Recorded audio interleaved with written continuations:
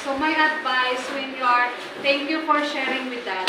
Anak, so tama yung narinig niyo sa kaklase niyo na pag may buo pa kayong family, may parents pa kayo, mahalin niyo.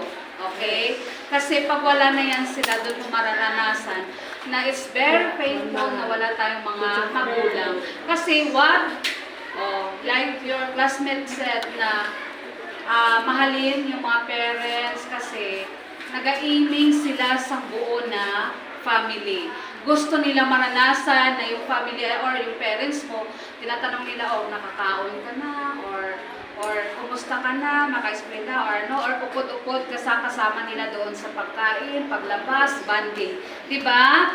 They are aiming, and those students nga naging product ng broken family, they are aiming for buo na family. Kaya kung kayo ay nasa buong pamilya, even though yung mga parents mo, yung mga bunganga, mahalin mo yan. Kasi maraming naiinggit sa inyo na magkaroon ng ganong family. And to you, anak, isa sa mga bakit tayo gina-underestimate or maybe, yung parents natin kasi sometimes hindi nila ma-correct yung tama kung anong way na hindi ka masaktan na basi hindi ka makatapos kasi baka aamon ni ganyan, di ba? Pero take mo yon na challenge na one day, yung ako na pinagsasabihan mo na hindi makagraduate na itay, ang siyang aakyat or magpapaakyat sa inyo sa stage at makikita nyo akong kukuha ng diploma.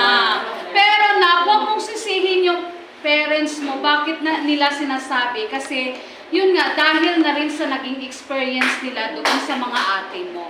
Diba? Kaya itatak one day, after 2 years time, okay, isasama na kita sa stage, mag-graduate na ako ng senior high school, kasama ka at anak, gusto kong makita yung panahon na yan. Ha?